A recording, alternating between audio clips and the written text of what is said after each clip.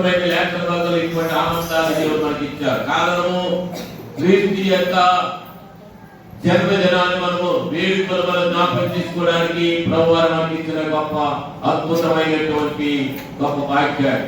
అందుకని పరిశుద్ధమైన లేఖనంలో క్రీస్తు జన్మించడానికి క్రిస్మస్ యొక్క పండుగకు కారణాలు మనం ధ్యానం చేసుకుందాం. దేవుని యొక్క మొదటిది ఆయన ప్రవచనాలను నెరవేర్చడానికి జన్మించారు.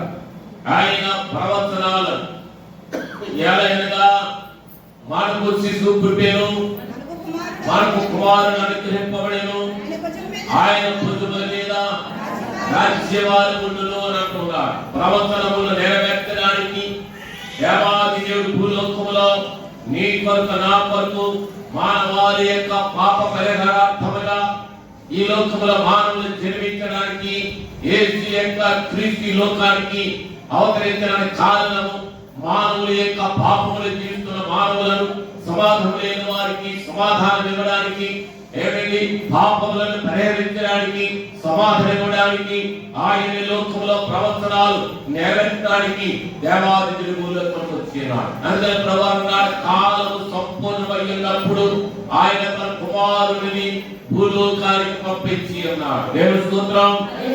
హల్లెలూయా. మనకి గలతీ పత్రికలో 4:4 అనుకున్నాడు. మనం ధ్యానం చేసుకున్నాం. కాబట్టి గలతీ పత్రిక 4:4 మత్తయి సువార్త 5:17 అంటారు. ప్రవచనాలను నెరవేర్చడానికి దేవాది దేవుడు ఈ లోకములో జన్మించాడు. ఆయన పరిశుద్ధుడిగా ఉన్నాడు, పరిశుద్ధాత్మ వరం కలిగిన వాడుగా ఉన్నాడు. కన్యకైన మరియకు పుట్టి పొంతి పిలాతు అధికారం చేత ఆయన శ్రమపడి సిలువ వేయబడి 3 దినములు లేచి ఉన్నాడు. ఆయన జన్మమే ఒక అద్భుతమైనది. ఏమని క్రిస్మస్ పండుగ ప్రపంచంలోకెల్లా పెద్ద పండుగ. 196 దేశాలు పైన ఉన్న మన ప్రపంచ దేశాలు దాంట్లో 165 పైన క్రిస్మస్ యొక్క పండుగను జరుపుకుంటున్నటువంటి పరిస్థితులు అన్నట్టు ఉన్నాయి. దేవుని స్తోత్రం. హల్లెలూయా. క్రిస్మస్ యొక్క పండుగ దినాల్లో మనం ఉంటున్నాం. కాబట్టి 165 దేశాలు పైన ఈ క్రిస్మస్ పండుగ జరుపుకుంటున్నటువంటి పరిస్థితులు మనం జ్ఞాపకం చేసుకుంటూ ఉన్నాం. అందుకనే పరిశుద్ధ లేఖనములు ఏమంటాడనగా మొదటిది ప్రవచనాలు నెరవేర్చడానికి వచ్చి ఉన్నాడు, ఆయన జన్మించాడు. రెండవది మనుషులని దేవుడితో సమాధానపరచడానికి జన్మించాడు. ఇక 2 కొరింథీ పత్రిక 5:19 2 కొరింథీ 5:19 ఎవరైనా చదవడానికి సహాయం చేయండి. అదేమనగా దేవుడు వారి అపరాధములను వారి మీద మోపక క్రీస్తునందు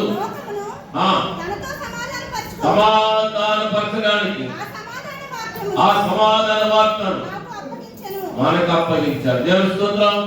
అందుకే సువార్త అంటాడు, సర్వోన్నతమైన స్థలములలో ఆయన క్రీస్తులైన వారికి భూమి మీద సమాధానం కలిగినదిగా కట్ట ఉన్నాడు.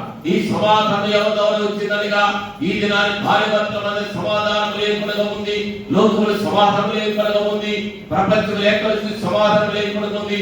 సమాధానం ఉన్నటువంటి కుటుంబంలో సమాధానం ఇవ్వడానికి అనగా సమస్యలు లేనటువంటి కుటుంబంలో సమస్యలు తీర్చడానికి, చిక్కులలో ఉన్న వారిని విడిపించడానికి, పాపములో ఉన్న వారిని విడిపించడానికి, శాపములో ఉన్న వారిని విడిపించడానికి దేవాది దేవుడు ఈ భూలోకానికి ఆయన జన్మించాడు. అందుకని అంటాడు, మొదటిది ఆ ప్రవచనాలు నెరవేర్చడానికి జన్మించాడు.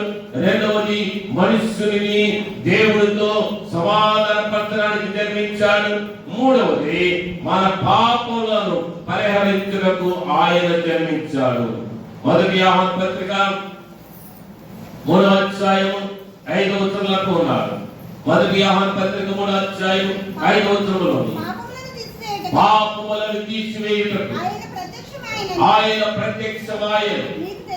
మీకు తెలియదు. ఎవరు తీసివేయడానికి అంటే పాపములను తీసివేయడానికి. ఏదైనా మనకి రోగములను తీయచ్చు, కానీ ఏదైనా సమస్యలుంటే ఒకడు, ఏదైనా పరిస్థితులు ఉంటే ఇక పాపమును తీసివేయడానికి అవకాశం ఇవ్వడానికి పాపరహితుడైన క్రీస్తు ద్వారా మాత్రమే పాపములను తీసివేయడానికి శక్తివంతుడై ఉన్నాడు. ఆయన మాత్రమే సర్వాధికారి అయి ఉన్నాడు. అందుకనే పరిశుద్ధ లేఖనాలు వెంటాడుగా మన పాపములను పరిహరించుటకు ఆయన జన్మించాలని అంటున్నాడు. దేవుని స్తోత్రం. హల్లెలూయా. అనగా ఆయనలో పాపము లేదు కాబట్టి పాపము లేని మనలను, శాపంతో నిండిన మనలను ఆయన పాపములను తీసివేయడానికి అధికారం కలిగిన వాడు ఉన్నాడు. అందుకనే సర్వోన్నతమైన స్థలములను ఆయనకి ఇష్టమైన వాడు. ఎవరికి ఇష్టమైన వారు ఉన్నారట? దేవునికి ఇష్టమైన వారు ఉన్నారు. క్రిస్మస్ పండుగ అంటే క్రిస్మస్ అనగా క్రైస్తమస్ అనగా సమూహముతో కూడిన ఆరాధన. క్రీస్తు యొక్క జీవితంలో, క్రీస్తు యొక్క సన్నిధిలో మనం అందరం కలిసి సంఘముగా సమాజంగా కలిసి ఆరాధన చేసుకునేది క్రిస్మస్ పండుగ. ఈ పండుగ దండగ మాత్రం కాకూడదు.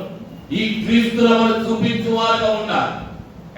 క్రీస్తులు రక్షణ లేని వారికి రక్షణను చూపించేవారుగా, రక్షణను పొందుతున్న వారిగా, మన క్రియలను, మన అతిక్రమలను దేవుడు పరిహరించాడు కాబట్టి లోకానికి వచ్చినాడు. కాబట్టి మనము మన జీవితాల్లో క్రీస్తుని వారిని చూపించే వారిగా ఉండాలి. క్రిస్మస్ పండుగ నీలో జన్మించాలి, నీ కుటుంబంలో జన్మించాలి, నీ హృదయంలో జన్మించాలి.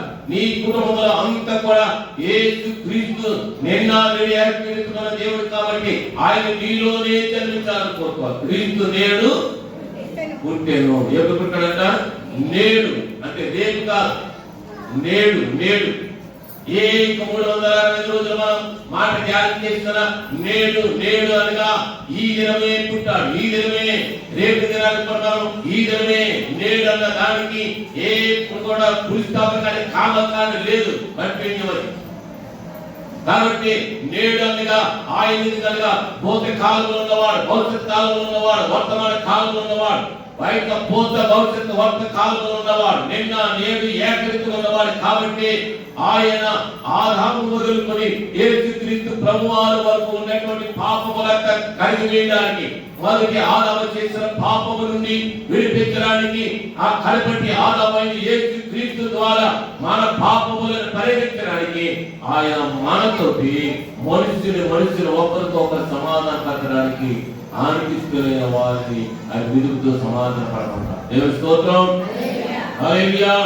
అందుకనే ప్రభువు అంటున్నాడు లోక సువార్త 4:18 అంటున్నాడు, ఏకైక ఈ లోకాన్ని జన్మించారనిగా, మొదటిది ఆయన ప్రవచన నెరవేర్చడానికి, రెండవది ఆయన మనుషుని తనతో సమాధాన పరచడానికి, మూడవది మన పాపములను పరిహరించడానికి, నాలుగవది చెరలో ఉన్న వారిని విడిపించడానికి జన్మించారు. దేవుని స్తోత్రం. ఎవరు జన్మించారంట? చదవనమాట 4:18 లోక సువార్త 4:18 కరెక్ట్గా చదవండి. ప్రభువు ఆత్మ నా మీద ఉన్నది, పేదలను సువార్త ప్రకటించడానికి ఆయన నన్ను చెరలో ఉన్న వారిని విడుదల చేయడానికి, చెరలో ఉన్న వారిని చెరలో ఉన్నవారు, ఏ చెర? సాతాను యొక్క చెరలో ఉన్నవారు. అలనాడు ఇశ్రాయేలు ప్రజలు ఐగుప్తు దేశంలో చెరలో ఉన్నారు. ఇశ్రాయేలు ప్రజలు ఐగుప్తు దేశంలో చెరలో ఉన్నప్పుడు, శ్రమల మధ్యలో ఉన్నప్పుడు, కష్టముల మధ్యలో ఉన్నప్పుడు, ఆకలి దప్పులతో ఉన్నప్పుడు, నేరాస్థితులతో ఉన్నప్పుడు, సమాధానం లేనప్పుడు, సంతోషం లేనప్పుడు, ఐక్యత లేనప్పుడు దేవాది దేవుడు ప్రత్యక్షమై వారి శ్రమలను చూసి, వారి కష్టములను చూసి, వారు బాధించబడినటువంటి బంధాలను చూసి, ఆ బంధాలను తెచ్చివేయడానికి చెరలో ఉన్నటువంటి ఇశ్రాయేలు ప్రజలను అనగా ఐగుప్తు చెరలో నుంచి ఏ రీతిగా విడిపించాడు.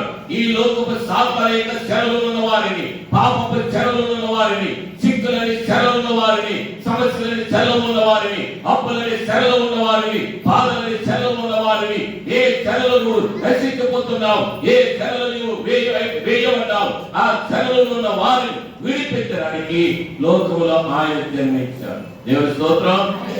హల్లెలూయా. అందుకంటారు చెరలో ఉన్న వారిని విడిపించుటకు, ఆయన పేదలకు సువార్తను ప్రకటించడానికి ఆయన భూలోకములో ఆయన జన్మించారు. పాపం అనే చెర బానిసత్వముల చెర నుంచి విడిపించడానికి ఆయన ఈ దినాన్ని మన మధ్యకు వచ్చాడు. అందుకే కీర్తనకారుడు 80వ సంకీర్తన 3వ చరణం అంటాడు. సంకీర్తన 80 సంకీర్తన 3వ వచనంలో అనగా 3వ చరణంలో అంటున్నాడు, దేవా చెరలో నుండి వారిని చెరలో ఉన్నటువంటి వారిని విడుదల చేయి, రప్పించు, సమాధాన పత్రానికి వారు ఒకరితో ఒకరు సమాధానం ఉండడానికి రప్పించి ప్రభువాన్ని ప్రార్థన చేస్తూ ఉన్నారు దావీదు మహారాజు. దేవుని స్తోత్రం. హల్లెలూయా. ఆదము వచ్చిన శాపమును కొట్టివేయడానికి ఆశీర్వాదమిచ్చుటకు ఆయన జన్మించాడు. 5వది చెప్పండి, ఆశీర్వాదం ఇవ్వడానికి ఆయన జన్మించాడు. ఆదాము చేసినటువంటి పాపమును బట్టి శాపమును బట్టి అది కొట్టివేయడానికి ఆయన ఈ లోకములో ఎందుకు జన్మించారనగా ఆయన ఆశీర్వాదం ఇచ్చుటకు ఆయన మన కొరకు ఆయన జన్మించాడు. దేవుని స్తోత్రం. హల్లెలూయా. అందుకంటాడు ఆదములో వచ్చినటువంటి శాపము కొట్టివేసి ఆశీర్వాదములకు ఇచ్చుటకు ఆయన జన్మించాడు. రోమపత్రిక 5వ అధ్యాయం 12-19 ఉంది. కాబట్టి అసలు శాపగ్రస్తమైన మనం ఎలాగైపోయాం అనగా లోబడక, దేవుని మాట వినక, దేవునికి లోబడక, మీరు నిలబట్టుకు మాత్రం విందులు కానీ గ్రహింపరన్నారు. కాబట్టి ప్రభువును ప్రేమించబడినటువంటి క్రైస్తవ జనాంగమా, క్రీస్తు బిడ్డలారా, దేవుని చేత రక్షించబడిన వారులారా, అసలు యొక్క శాపగ్రస్తమైనగా దేవుని మాట వినకపోవటం వల్ల ద్వితీయోపదేశకాండం అంటాడు 28:15 అంటాడు. కాబట్టి ఆ యొక్క లోకములో ఉన్నటువంటి పాపము చేత శాపము చేత నిండిపోయిన మనలను దేవునికి ఇష్టమైన వారిని చేయడానికి ఆయన లోకానికి జన్మించాడు. ఆశీర్వాదం ఇవ్వడానికి ఆయన జన్మించాడు. కాబట్టి ప్రభువును ప్రేమించబడినటువంటి దేవుని యొక్క జనాంగమా, పరిశుద్ధమైన లేఖనాలు అంటున్నాడు, ఆయన మనలను ఆశీర్వాదకరంగా చేశాడు. అందుకే యేసయ్య పుట్టాడని అంటున్నాడు.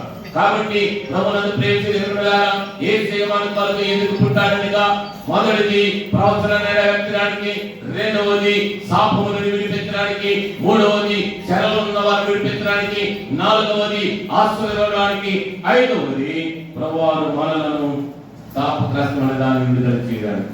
ఇంటి యొక్క శాపగ్రస్తమైన దాన్ని విడుదల చేయడానికి భూలోకానికి వచ్చిన యేసుక్రీస్తును నువ్వు అంగీకరించినట్లయితే ఇంకా రక్షించబడలేదు, ఇంకా మారవట్లేదు, ఇదే వికలాంగుల సమయం, ఇదే రక్షణ దినమని ప్రభువు తెలుస్తున్నాడు.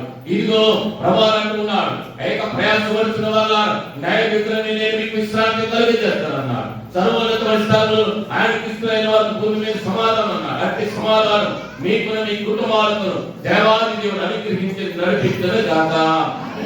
ఆమేన్. ప్రేమగల మా తండ్రి, పరిశుద్ధుని స్తోత్రములు. తండ్రి, కుమార పరిశుద్ధాత్మ నామములో దేవా చేసిన ప్రతి బిడ్డలను బట్టి, వినక వాక్యమును బట్టి ఫలింప చేసి ఈ ఎంతనైనా ఈ వాక్య ఎంతవరకు నిలబడుతుందో అంతవరకు నిలబడుతున్న ప్రతి ఒక్కరిని దేవాలను బలపరిచి సహాయం చేసి మేలు చేతనింపమని, దేవాని ఆకర్షణ సిద్ధపరచమని మా ప్రభువును మా రక్షణ యేసుక్రీస్తు పేరట మీకు బ్రతమాలు నుంచి వేడుకుంటున్నాం పరమ తండ్రి. ఆమేన్.